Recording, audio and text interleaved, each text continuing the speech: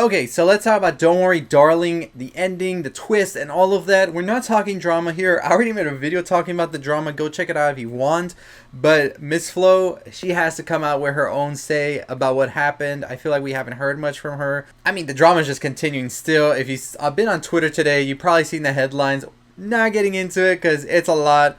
But like I said, once Florence comes out with her own story about what happened, I will talk about it. Okay, so let's just get right into what Don't Worry Darling is all about. So pretty much you have this town called Victory where the women stay at home and the men go out to work on the secret project. It's implied and it's sort of like deduced by some of the women that they're maybe working on like a Manhattan Project-esque type thing where they're testing out maybe some weapons, nuclear stuff, all of that, because there's earthquakes that rattle the town from time to time, and the women, they're pretty much just like, well, whatever, we can enjoy just being out here shopping, all of that, just being a stay-at-home wife. And one day Alice starts to question things because an egg doesn't have a yolk, and as she questions more and more what is going on, she eventually sees a plane crash as well, and nobody seems to take notice or care about it. She's trying to figure out what exactly is this town and what are we all doing here. The town leader, who is played by Chris Pine, named Frank, starts to sort of notice this from Alice as well,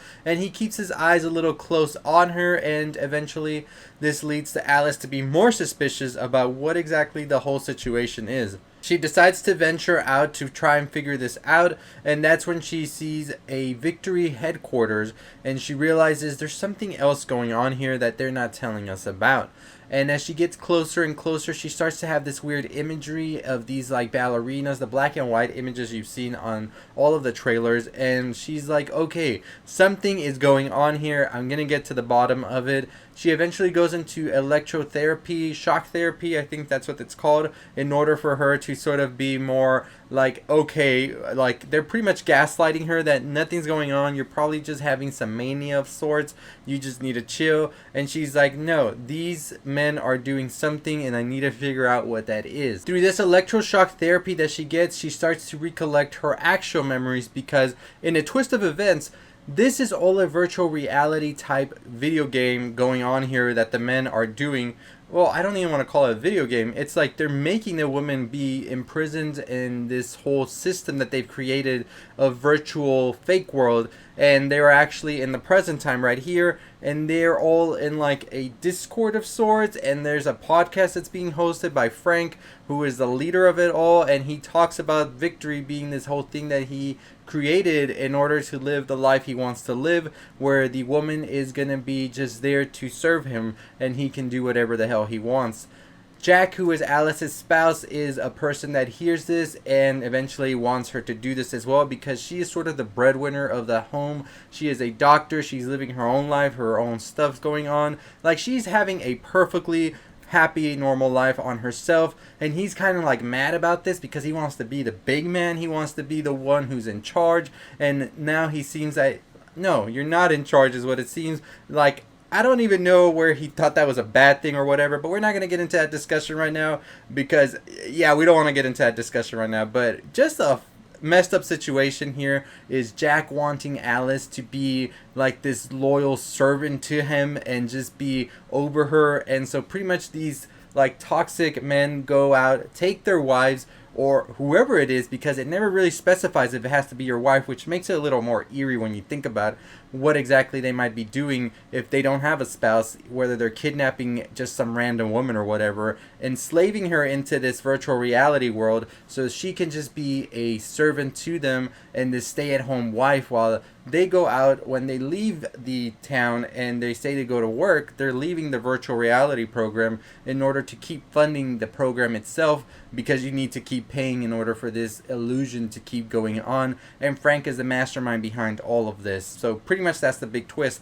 I myself thought there was going to be a whole thing where they were just living in the present and they were like in a secluded area and they had built this fake town and they were sort of like hypnotizing the woman to just believe that this is the time period they're in, when in fact they were in the present time. But the virtual reality thing, I guess, is a little bit more interesting, although the movie does definitely lose itself in the third act with all of the questions that arise from it, which we'll talk about in a bit.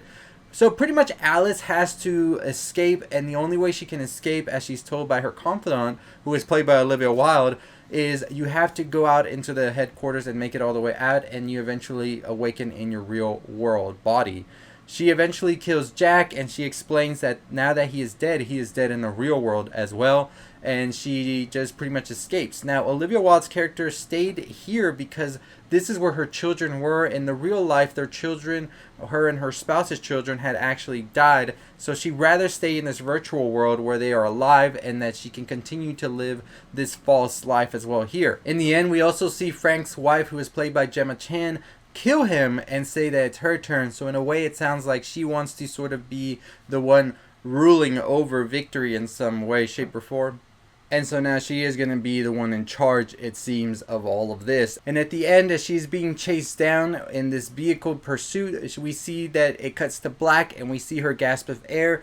Did she make it out? Let's talk about that. But before we do, let's keep the lights on here by letting you know about Movie Palette, which you can get your own movie palette. This one's actually Blade Runner 2049. They were so gracious enough to send that to me, and they actually gave me a discount code right here, Elixir 15. If you want to get your own movie palette and get 15% off, use Elixir 15. It is definitely something beautiful to hang in any living space that you might have, and you can choose your own movie you want from their collection, or you can just let them know, and they can probably get that done as well. So go to moviepalette.com to check that out and use Elixir 15 to get 15% off.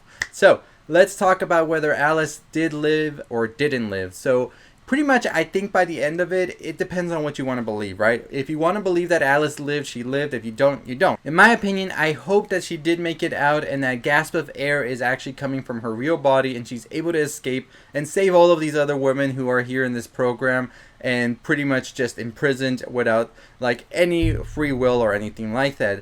So this whole virtual reality concept was made by Frank, and he pretty much like advertised it on his podcast, and the men would hear about it through the Discords and all of that. Then they would go, they would pay the money, take the woman, wife, whatever, and have her just be there the whole time. And they were hooked up to this machine that pretty much kept them in this comatose like state where they were just being like fed all of this virtual reality world.